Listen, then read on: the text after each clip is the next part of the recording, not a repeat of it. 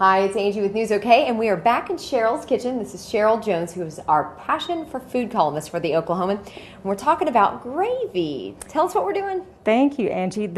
We're going to make our cream gravy that goes over the top of our chicken fried steak. Oh, yum. And of course, this is the pan we cooked the steak in, and we only cooked one today. And so our gravy may not have quite as much stuff in it as it would if we'd cooked three or four steaks. Sure. And I'm going to put a little, this is a special kind of flour called Wondra flour, and I love it because it has a nice quality about it that keeps it, it's great for sauces and gravies because it doesn't clump and lump like some. So you just mix it up. I'm going to mix it up with the milk, just kind of shake it up till it's good.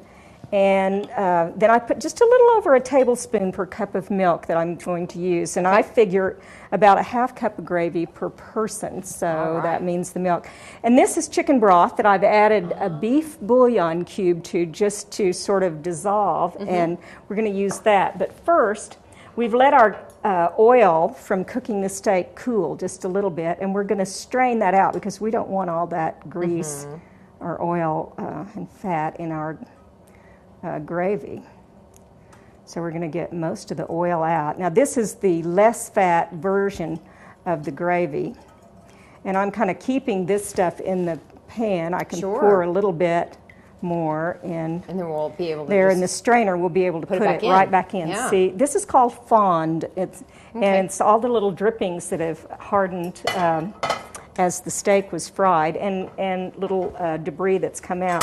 And so I'm just going to kind of bang on that and get the fond out of the strainer because I don't want to lose any of that. That's all of our flavoring for the gravy.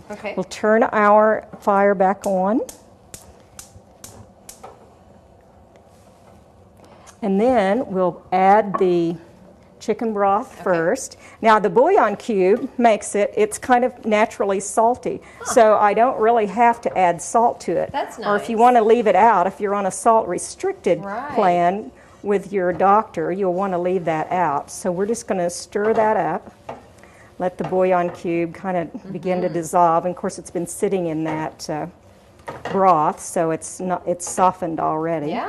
See, it's already like a nice sort of brown gravy, but we're going to cream that up now. My mom always made gravy like this. It's so good. So yes, it is. It is.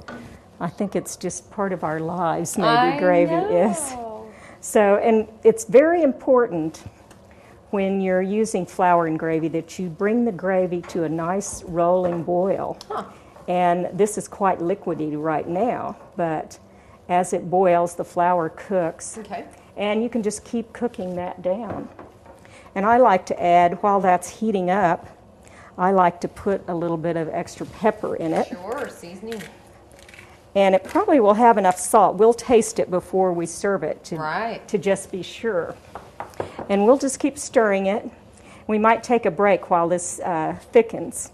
All right, it looks like it's thickening. Oh yes, it's coming to a nice rolling boil, and look at it, how much thicker, beautiful, perfect gravy. And I like to get it where it coats the spoon, but it's still not too thick to put on top of the mashed potatoes and the fried steak. So now what I do is sometimes I go ahead and put a lid over the pan so it stays nice and warm and do the last little touches to the table. And then if I need to, I can turn the fire back on real quickly and heat it up because we want the gravy piping hot and steamy when we pour it over that. So this is the last part of what you would do for your chicken fried steak meal. And it's ready and oh, that looks delicious. Oh, yes. Looks so good. I think so. Wonderful.